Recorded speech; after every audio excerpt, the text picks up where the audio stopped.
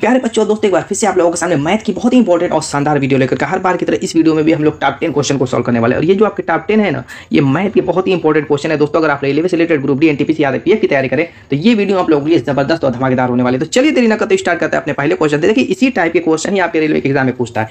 तो यहाँ पर पहला क्वेश्चन क्या कह रहा है, दो इनलेट पाइप ए और बी एक खाली टंकी क्रमशः 22 और 33 घंटे में भर सकते हैं। क्या कह रहा है, नल और टंकी वाला क्वेश्चन है।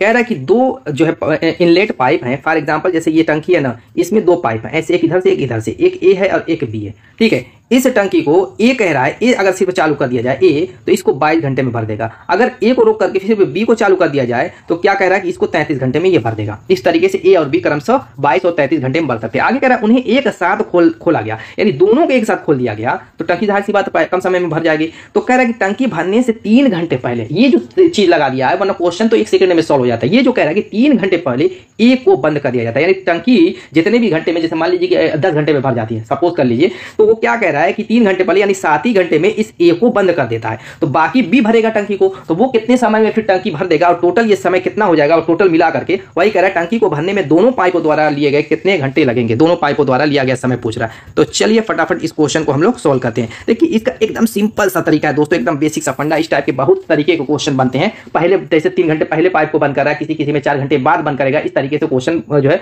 बंद किए जाते हैं। चालू करने वाला क्वेश्चन कैसे सोल्व करेंगे समझिए। जैसे कह रहा है कि ए और बी एक खाली टंकी को 22 और 33 घंटे में भर सकते हैं। कह रहा है कि टंकी को भरने में दोनों पाइपों द्वारा कुल कितना समय लगेगा। मान लेते हैं कि 1 घंटा लगेगा। कितना? 1 घंटा।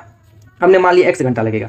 तो ए को 3 घंटा पहले ना बंद कर रहा है, तो हम क्या करेंगे, 1 में से 1 से मान लिया टोटल समय लग रहा है भरने में, तो 3 घंटा, यानी इस समय से 3 घंटा पहले ए को बंद कर दिया जाता है। तो इसमें बटे में हम क्या करेंगे, ए वाला जो टाइम है 22 उसको लिख देंगे। फिर हम क्या करेंगे, बी वाला, बी टोटल टाइम ले रहा है ना, एक समय तक वो चालू रहता है, उससे पहले तो बंद नहीं होता, बी निरंतर चालू रह जाता है। ए को बंद कर रहा है तो इसके लिए हम टोटल टाइम x को ले लेंगे और बटे में ये अकेले कितने समय में बंद कर देता है, 33 को। इन दोनों को जोड़ करके इक्वल 1 कर दीजिए, बस आपका आंसर आ गया। x की वैल्यू निकाल दीजिए। तो यहाँ पर फटाफट एलसीएम ले लेते हैं। आप कहेंगे 66 एलसीएम हो जाएगा और 22 में 66 3 से गुणा करेंगे, 3x - 3 3 के 9, और ये आपका कितना हो जाएगा, 33 दूना 66, 2x बराबर 1 क्या जरूरत है, ये 66 ही उस पार लेके चले जाइए तो इधर 66 हो जाएगा। और यहाँ से आप देखते हैं तो 3 2 5x हो जाएगा और 9 इधर हो जाएगा 75, यानी कि 5x = 75। x = कितना हो जाएगा आपका, काट लीजिए, 5 करने 50 25, ये आपका आंसर हो जाएगा 15 घंटा। Option B is the right answer. Clear. Next question की तरफ चलते हैं। अगला क्वेश्चन कह रहा है त्रिभुज की भुजाओं की माप 15 सेंटीमीटर, 28 सेंटीमीटर, 41 सेंटीमीटर। कोई त्रिभुज है, जैसे ये आप विषमबाहु त्रिभुज है, क्योंकि कोई भी भुजा बराबर नहीं दे रहा है। मान लीजिए 15 है, ये 28 है और ये 41 है। उसके बाद कह रहा है 28 सेंटीमीटर वाली भुजा के संगत, 28 सेंटीमीटर कौन सी भुजा, इसकी बात कर रहा है।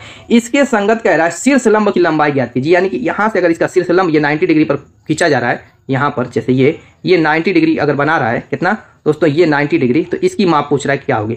तो एकदम सिंपल सा तरीका है, इसका कुछ करने की जरूरत नहीं है। देखिए आपको हीरोन का सूत्र मालूम है कि कैसे क्षेत्रफल निकाला जाता है। तो जब भी भुजाएं इक्वल ना रहे किसी भी त्रिभुज की, हीरोन के सूत्र से क्षेत्रफल निकाल सकते हैं। आप जानते हैं क्या होता है, √S × S - A S - B, ठीक है, S - C, ये हीरोन का सूत्र होता है। लेकिन दोस्तों आपको ये भी पता होना चाहिए कि अगर कोई जो है समकोण त्रिभुज है तो उसका क्षेत्रफल का सूत्र क्या होता है, दोनों इक्वल होंगे। दोनों क्या होंगे, इस कंडीशन में इक्वल होंगे, क्योंकि इसी त्रिभुज की ही बात हो रही है, किसी और त्रिभुज की बात नहीं होती। तो उस से निकालते हैं तो 1/2 गुणे आधार गुणे ऊंचाई, यानी लंब। ठीक है, अब ये मान किसका पूछ रहा है, इस लंब का मान पूछ रहा है, इसी आधार के सापेक्ष में। इस आधार की वैल्यू क्या है, 28 वाले आधार, यानी कि इस आधार की जगह हम 28 रखेंगे। अब s की वैल्यू निकालने के लिए क्या करेंगे, इन तीनों भुजाओं का योग बटे में 2 कर देंगे, तो 15 सेंटीमीटर और 41 सेंटीमीटर हो जाएगा आपका 15 56 56 28 84 84 का आधा 42, यानी s की वैल्यू आ गई 42। यहाँ पर रख दीजिए 42। ठीक है, s - A यानी 42 - 15 कितना हो जाएगा, आप कहेंगे 27 गुणे s - B यानी 42 - 28 कितना हो जाएगा, आप कहेंगे कि ये 2 हो गया और ये 14, और s - C यानी 42 - 41 1 हो जाएगा। ये बराबर है 1/2 गुणे 28। 28 को काट दीजिए तो 2 से काटेंगे, यहाँ से 2 से काट दीजिए तो 14 बार जाएगा, 14 गुणे लंब। इसी लंब की लंबाई निकाल देनी है, बस ये बैलेंस करके निकालना था, कुछ करने की जरूरत नहीं है। यहाँ पर आप देख लीजिए, फैक्टर में तोड़ दीजिए, ये आपका 7 हो जाएगा, 7 × 42 यानी 2 × 3, 7 × 2 × 3 हो जाएगा, और ये 9 × 3 हो जाएगा, और ये आपका 14, 7 × 2 हो जाएगा, एक की कोई मतलब ही नहीं है। तो 7 2 बन गया, 1 बाहर आ जाएगा। इसी तरीके से 2 2 बन गया, 1 बाहर आ जाएगा। ठीक है, 3 2 बन गया, 1 बाहर आ जाएगा, और 9 बाहर आएगा तो 3 ही बन जाएगा, और ये बराबर है 14 गुणे लंब के। हमें लंब का मान निकालना है, तो 14 से ये 7 दूना 14 कट जाएगा, 3 3 के 9, यानी लंब का मान क्या हो जाएगा, 9 हो चुका आपका आंसर। ऑप्शन देखिए D is the right answer. Next question की तरफ चलते हैं। अगला क्वेश्चन करें, यदि 3a + 4b = 2, ab बराबर 1/36, तो 27a³ + 64b³ का मान क्या होगा। बस सिंपल सा सूत्र अगर आपको याद है, a³ + b³ तो मामला सेट हो जाएगा। हमें करना क्या, इसी को उठा लेना है। क्या करना है, 3a + 4b कि दोनों तरफ का क्यूब कर देना है। क्या करेंगे, दोनों तरफ का क्यूब कर देंगे। क्लियर, चलिए कर देते हैं। अब ए प्लस बी के होल के क्यूब का भी सूत्र याद होना चाहिए। मान लीजिए कि ये तो एक ये भी सूत्र होता है, एक सूत्र होता है ए प्लस बी के होल का क्यूब, ये भी सूत्र होता है, आपको पता होना चाहिए। क्या होता है, ए का क्यूब यानी 3a, मैं डायरेक्ट लिखते जाऊंगा, ए की जगह क्या है 3a, तो 3a का क्यूब करेंगे 3 3 9 27 ए क्यूब हो जाएगा। क्लियर, प्लस 4b का क्यूब 4 चौको 16 चौको 64 b का क्यूब हो जाएगा, प्लस 3ab होता है तो ए की जगह 3 3 ये ऑलरेडी है 4 12 और ये 3 12 ये 36 हो जाएगा, 36ab और कोष्टक में a प्लस बी यानी कि 3a प्लस 4b। डायरेक्ट मैंने a प्लस बी के होल के क्यूब का सूत्र यहाँ पे अप्लाई कर दिया है। ठीक है, बराबर आपका कितना हो जाएगा, 2 दूना के 4 दूना के 8 हो जाएगा। अब जो वैल्यू दी हुई है यहाँ से उठा करके रख दीजिए, मान निकालना है इतने का, इन सब की वैल्यू दी हुई है। देखिए 3a प्लस 4b बराबर क्या दिया हुआ है, 2 दिया हुआ है, तो इसकी जगह हम 2 रख देंगे। तो ये मैं डायरेक्ट यहाँ पे प्लस इतना इतना ऐसे ही रहने देता हूँ, क्या जरूरत है टाइम उतना लगाने की। तो यहाँ पर 36 हो जाएगा, गुड़े ab की वैल्यू 1/36 दिया हुआ है और 3a प्लस 4b की वैल्यू 2 दिया हुआ है और यही बराबर है 8 के।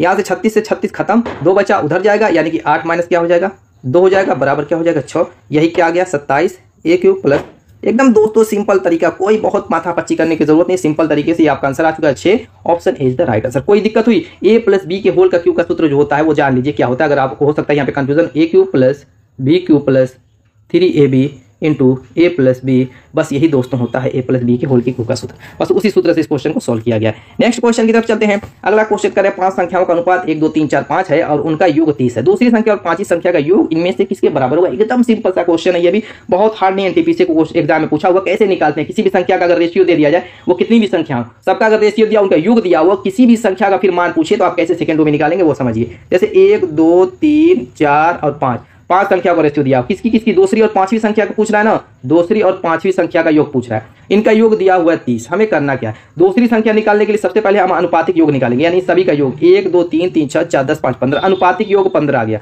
हम अब करेंगे क्या, दूसरी संख्या का मान निकालना है तो उसको उठाएंगे, उसके रेशियो को 2। अब बट्टे में जो अनुपातिक योग आया 5 लिखेंगे और गुणे जो टोटल योग दिया उसका गुणा कर देंगे, 15 दूना 30 यानी दूसरी संख्या 4 आ गई। इसी तरीके से पांचवी संख्या आप निकालिए, तभी तो दोनों का योग निकालेंगे। तो हम पांचवी संख्या का रेशियो 5 लिखेंगे, बटे में दो अनुपातिक योग गुणे टोटल जो संख्या का योग दिया वो लिखेंगे। तो ये 2 से कटेगा, 5 दूना के 10, दोनों का योग पूछा तो 10 4 14, ये आपका आंसर हो चुका। Option B is the right answer. Next question की तरफ चलते हैं। अगला क्वेश्चन करें, 250 से 1000 तक की कितनी संख्याएं 5 6 7 से पूर्ण रूप से विभाज्य हो जाएंगी। देखिए जब भी किन्हीं संख्याओं को पूर्ण रूप से विभाजित करने के लिए कहे और छोटी छोटी संख्याओं के रूप में तोड़ दे तो उनका एलसीएम निकाल लीजिए। सिंपल से यही तरीका होता है। एलसीएम 5 6 7 का निकालेंगे तो आपको पता होना चाहिए। देखिए ये सारी संख्या ऐसी है जो एक दूसरे में कॉमन कुछ दिख नहीं रहा। जब एक दूसरे में उसमें कुछ कॉमन ना दिखे तो डायरेक्ट उन सभी का आपस में गुणा कर दीजिए, वही उनका एलसीएम हो जाएगा, यानी कितना हो जाएगा 210। अब यहाँ पर कह रहे हैं कि 250 और 1000 के बीच में, 1000 के बीच में कितनी संख्या जो इनसे पूर्णतः विभाज्य होगी, यानी जो संख्या 210 से कटेगी वो 5 और 7 से क्या करेंगी, कटेंगी हर हाल में।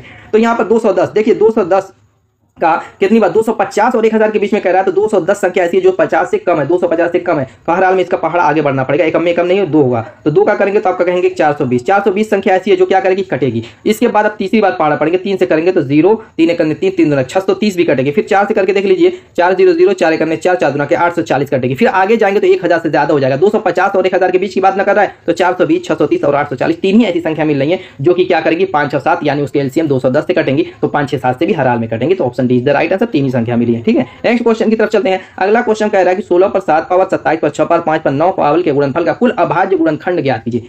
कुल अभाज्य, पहले तो हमें अभाज्य समझना पड़ेगा कि अभाज्य होता क्या है, तब ना निकालेंगे। देखिए वे संख्याएं 2 3 5 7 11 13 17 19 डॉट डॉट डॉट, ये संख्याएं जो खुद से कटें और 1 से कटें वे संख्या अभाज्य संख्या कहलाती है। जैसे 2 देखिए या तो 1 से कटेगी या 2 से, 3 देखिए 3 से कटेगी या 1 से, 5 देखिए 1 से कटेगी या 5 से, 7 देखिए 1 से कटेगी या 7 से, 11 ऐसी संख्याएं जो खुद से कटें या 1 से कटे अभाज्य संख्याएं कहलाती हैं। तो जब ये संख्या दी रहेगी, ये जो आपका गुणनखंड के रूप में गुणनफल के रूप में दी हुई संख्याएं, उस पर कितनी भी पावर है उससे कोई फर्क नहीं पड़ता। ठीक है, तो पहले उनको हम प्राइम नंबर में तोड़ेंगे। जैसे 16 है ना, 16 को हम प्राइम नंबर में कैसे तोड़ सकते हैं, 2 के फॉर्म में तोड़ सकते हैं, क्योंकि 2 का स्क्वायर या क्यूब के फॉर्म में करेंगे या 4 पावर के फॉर्म में करेंगे तभी 16 बनेगा। तो हम देख लेंगे वो किसके रूप में तोड़ सकता है, किस प्राइम नंबर के। आप कहेंगे 2 के रूप में, तो 2 दूना के 4 दूना के 16, आप कहेंगे 2 पर 4 पावर के रूप में टूटेगा 16 और उस पर ऑलरेडी 7 पावर है, ये है गुणा। इसी तरीके से 27 को आप देखेंगे तो 3 के रूप में तोड़ेगा, 3 3 9 3 27, यानी 3 पर 3 पावर और ऑलरेडी 6 पावर है, ये है। और 5 ऑलरेडी प्राइम नंबर है, ये इसको तोड़ने की जरूरत नहीं है, 9 पावर है, वैसे लिख देंगे। अब यहाँ पर क्या करेंगे, इसका आप क्या करते हैं, पावर का पावर में गुणा कर देंगे तो 7 चौको 28 हो जाएगा, 2 पर 28 पावर गुणे। इसी तरीके से इसका भी 6 3 के 18, 3 पर 18 पावर और गुणे 5 पर 9 पावर। कह रहा है टोटल अभाज्य गुणनखंड ज्ञात कीजिए, गुणनफल का कुल अभाज्य गुणनखंड। तो कुल अभाज्य गुणनखंड की बात करें तो हम क्या करेंगे, बस इनके पावर को ऐड कर देंगे, क्योंकि यही 2 3 5 अभाज्य के रूप में टूट चुकी है और इन्हीं की संख्या पूछ रहा था। इनकी संख्या 2 28 12 3 18 12 5 9 12, बस उनको जोड़ दीजिए। तो 28 + 18 + 9 = 9 8 17, 17 8 25 को 5 2 1 3 3 2 5 55, ये आपका आंसर हो जाएगा। Option C is the right answer. Next question की तरफ चलते हैं। देखिए एक चीज मैं बता दूं, इसमें बहुत टाइप के क्वेश्चन पूछता है। सम गुणनखंड की संख्या, विषम गुणनखंडों की संख्या, पूर्ण वर्ग गुणनखंडों की संख्या, अभाज्य गुणनखंड की संख्या पूछ ही दिया, कुल गुणनखंडों की संख्या, इस तरीके के बहुत टाइप के क्वेश्चन दोस्तों पूछता है। तो हर वीडियो में मैं एक एक क्वेश्चन कराता रहूंगा ताकि कहीं पर आपके कोई डाउट या कंफ्यूजन ना हो। सबके रूल अलग अलग होते हैं, ये समझ लीजिए। मत सोचिएगा कि इस रूल से सॉल्व हो गए तो उसके रूल नहीं, सबके रूल अलग अलग होते हैं। नेक्स्ट क्वेश्चन क्या करें, एक बाइक के मूल्य में 10% की वृद्धि की गई और पुनः उसमें 8% की वृद्धि की गई। बाइक के मूल्य में हुई निवल प्रतिशत वृद्धि कितनी होगी। क्रमागत वाला है, कोई दिक्कत की बात नहीं है, बस सूत्र लगा दीजिए। क्या करेंगे सूत्र, कहेंगे x% plus y% plus x गुणे y% बटे में आपका 100, या ये प्रतिशत खत्म कीजिए और डायरेक्ट टोटल में प्रतिशत लगा दीजिए। ये सूत्र होता है, बस लगा दीजिए। इसमें क्या होता है ना कि वृद्धि और कमी दोनों होती है। जब वृद्धि दी रहेगी तो वो प्लस माना जाता है। जैसे मान लीजिए अगर 10 वृद्धि दी होती और 8 कमी दी होती तो 10 को प्लस लिया जाता, 8 को माइनस लिया जाता। इस चीज पे ध्यान दीजिएगा। और टोटल जब वैल्यू प्लस में आ गई तो समझ लीजिए वृद्धि हो गया, प्रॉफिट हो गया। अगर टोटल वैल्यू ये सोल्व करने के बाद अगर माइनस में आ गई तो समझिए लॉस हो गया या कमी हो गई। तो इस तरीके से इस टाइप के क्वेश्चन को सोल्व किया तो उसी हिसाब से आंसर को देखा जाता है। ठीक है, तो चलिए फटाफट। ऐसा होता है ना कि क्या बच्चे कंफ्यूज कैसे करते हैं। देखिए 17 आ जाता है, मान लीजिए 17 आपका आंसर आ गया तो 17 दिया रहेगा कि 17 वृद्धि, ऑप्शन में 17% वृद्धि 17% कमी। अब बच्चे कंफ्यूज में पड़ जाएंगे, कमी और वृद्धि दिया इसका मतलब। दोस्तों अगर आपका आंसर माइनस में आया तो समझिए कमी, पॉजिटिव में आया तो वृद्धि, यानी पॉजिटिव में कुछ भी ना चिन्ह आया तो पॉजिटिव ही माना जाता है। चलिए इसको लगा लेते हैं। कह रहा है कि पहले 10% की वृद्धि हुई, फिर 8% की वृद्धि हुई और उसके बाद क्या कह रहा है, उसके बाद इसको सोल्व कीजिए। टोटल बाई के मूल्य में हुई निवल प्रतिशत वृद्धि, यानी कुल क्रमागत वृद्धि जो हुई है। तो 10 गुणे 8 बटे में 100%, बस खटाखट कर लीजिए। यहाँ पे हो गया आपका, ये काट दीजिए 10 बार और ये आपका हो गया 10 और 18 का मतलब हो जाएगा, ये आपका कितना हो जाएगा, अगर एलसीएम लेते हैं तो आप कहेंगे 180 + 8 बटे में 10। ठीक, ये आपका हो जाएगा 188 बटे में 10 का मतलब 18.8%।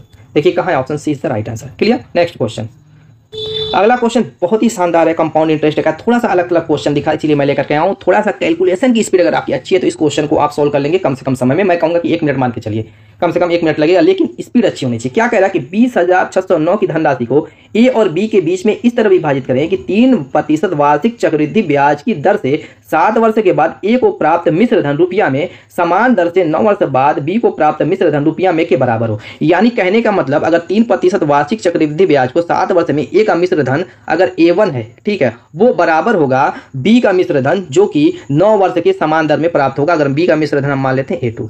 तो चलिए फटाफट मिश्र धन वाला लगा लेते हैं सूत्र। तो आप जानते हैं कि मिश्र धन क्या होता है, P × 1 + R बटे में 100⁻n, यही सूत्र होता है, यही होता है ना मिश्र धन का। और ये बराबर है, इसको मान लेते हैं क्या, इसमें रेट इक्वल है N1 मान लीजिए और इसको P1 मान लीजिए, इस वाले को P2 मान लीजिए और 1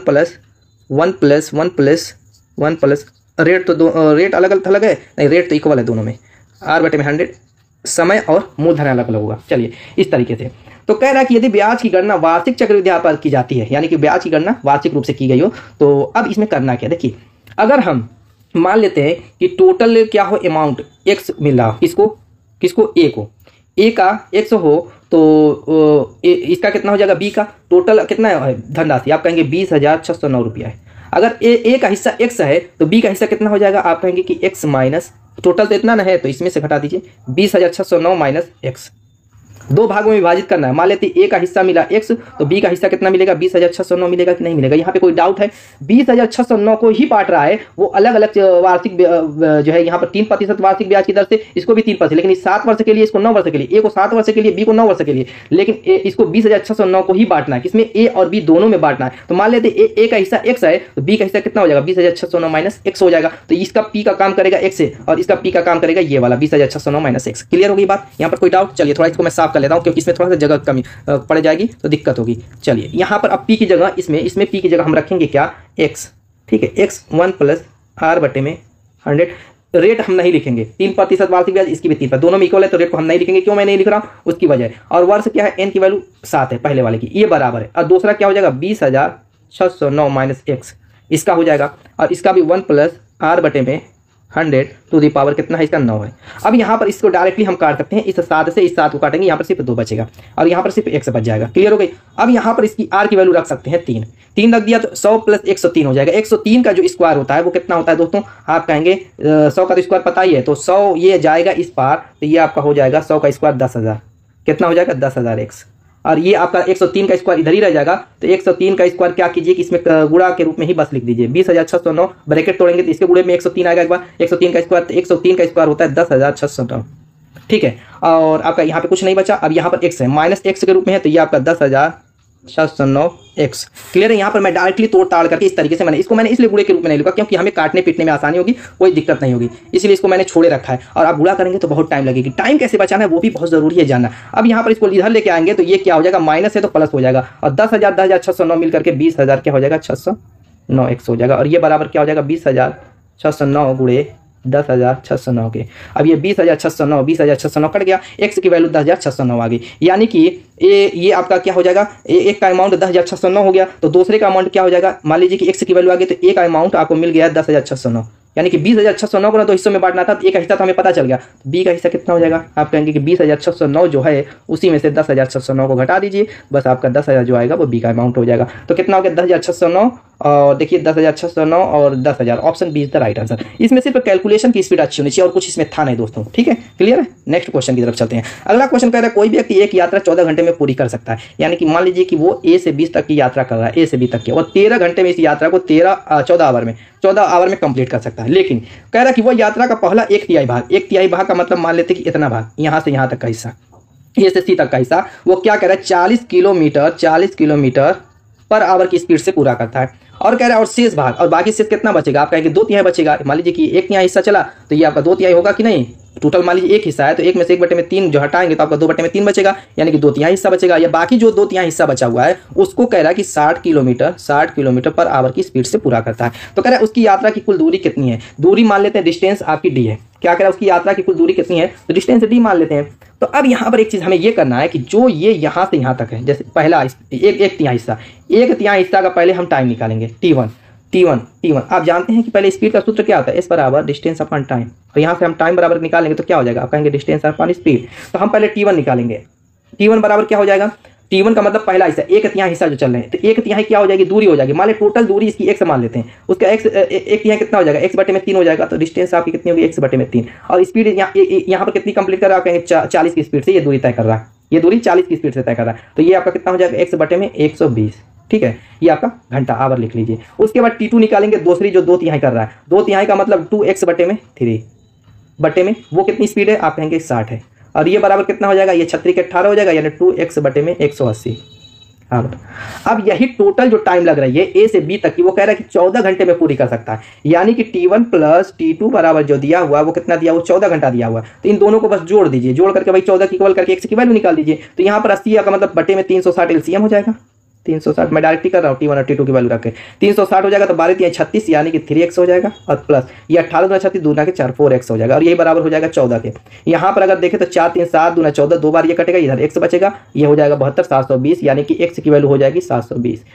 तो दोस्तों ये आपका आंसर आ चुका है 720। तो देखिए यहाँ पर कहा दिया हुआ option A is the right answer. चलिए चलते हैं अपने नेक्स्ट क्वेश्चन की तरफ। अगला क्वेश्चन कह रहा है कि 5 सेंटीमीटर की भुजा वाले समषटभुज का क्षेत्रफल ज्ञात कीजिए। अगर देखिए समषटभुज का अगर आपको मतलब सूत्र याद है क्षेत्रफल का, तो बस सेकंडों में निकल जाएगा, कोई दिक्कत की बात ही नहीं है। तो क्या होता है क्षेत्रफल, समषटभुज का जो क्षेत्रफल होता है उसका सूत्र क्या होता है, समषटभुज के क्षेत्रफल का एकदम सिंपल सा सूत्र है दोस्तों, 3√3 a²/2, बस मान रख दीजिए। तो 3√3 तो रहेगा ही रहेगा ऑलरेडी, और a² क्या है, भुजा जो दी हुई इसी की वैल्यू a बराबर क्या दिया हुआ 5 दिया होता है, बस वही कर दीजिए 25 और बटे में 2। तो यहाँ पर तो कुछ कट पिट नहीं रहा है, तो डायरेक्ट लिख दीजिए 25 × 75 √3/2 सेंटीमीटर का square. Option B is the right answer. तो दोस्तों उम्मीद है कि वीडियो पसंद आएगी, मिलेंगे शानदार धमाकेदार के साथ नेक्स्ट वीडियो में, तब तक